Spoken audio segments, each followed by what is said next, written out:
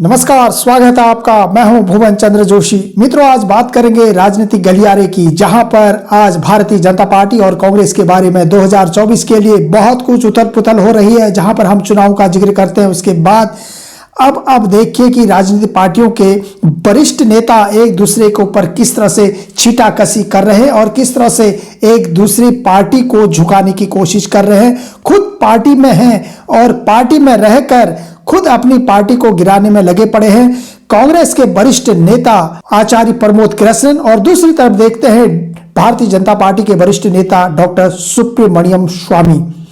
सबसे पहले सुब्रमण्यम स्वामी, डॉक्टर सुब्रमण्यम स्वामी 2013 से पहले जनता दल के अध्यक्ष रह चुके हैं। उसके बाद 2013 में उन्होंने भारतीय जनता पार्टी में अपनी पार्टी का विलय किया और 2013 से 2016 तक भारतीय जनता पार्टी में सक्रिय रहे और उनकी पूछताछ बहुत अच्छी तरह से हुई। उसके बाद 2016 में भारतीय जनता पार्टी ने उनको राज्यसभा भेजा 2022 तक के लिए, यानी कि राज्यसभा का जो कार्यकाल होता है वो 6 साल के लिए होता है।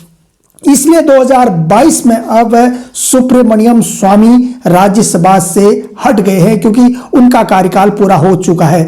अब सुब्रमण्यम स्वामी को ये लगता है कि इसी तरह से भारतीय जनता पार्टी में उनकी पूछ हो, उनसे बेहतर और कोई नेता भारतीय जनता पार्टी में नहीं है, उनको शीर्ष पद मिले, ये आस लगाकर बैठे हुए हैं। तो दूसरी तरफ सुब्रमण्यम स्वामी एक विचार और मानते हैं कि शायद अब उनको भारतीय जनता पार्टी में पार्टी की कोई जरूरत नहीं है और उनका करियर कहीं न कहीं खत्म होने की कगार पर है।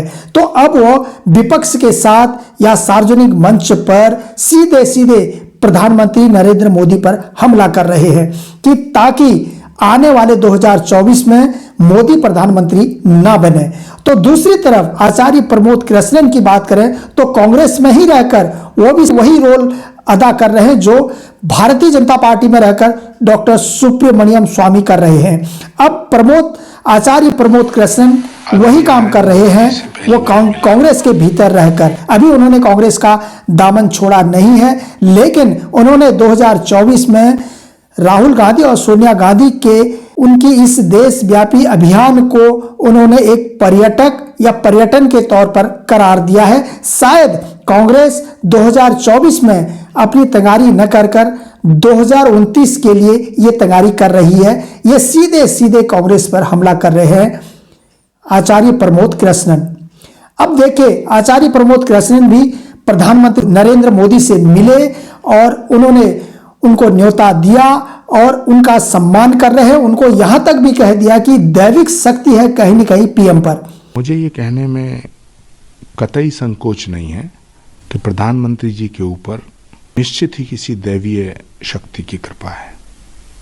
आज तक अगर कांग्रेस में सबसे ज्यादा घातक प्रतिद्वंदी अगर मानते हैं तो आचार्य प्रमोद कृष्णन को माना जाता है। मोदी पर कई बार उन्होंने ऐसी तीखी प्रतिक्रिया की कि यहां तक भी कहा कि शायद वो प्रधानमंत्री के लायक है ही नहीं।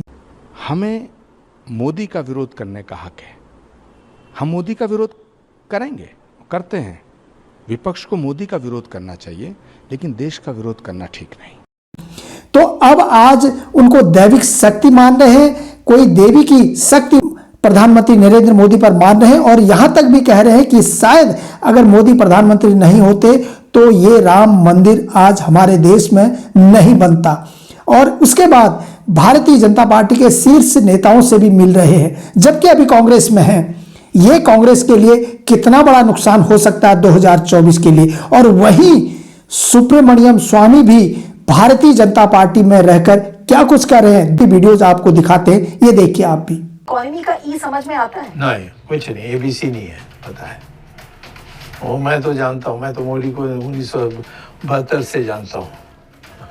लेकिन इतना झूठ क्यों बोला जा रहा है? दुनिया तो देख रही है ना कि भारत की अर्थव्यवस्था कहाँ पर है। ये हमारे इतिहास में कौन सी नई बात है। हिटलर भी झूठ बोलता था, स्टालिन भी झूठ बोलता था, माओ से तुंग भी झूठ बोलता था।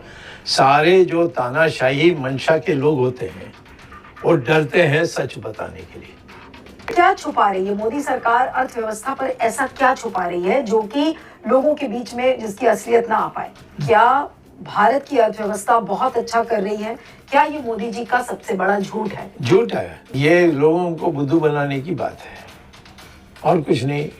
और उसका सबूत क्या है, मैं जो कह रहा हूँ, मुझसे डिबेट करें, मैं बीजेपी का ही हूँ।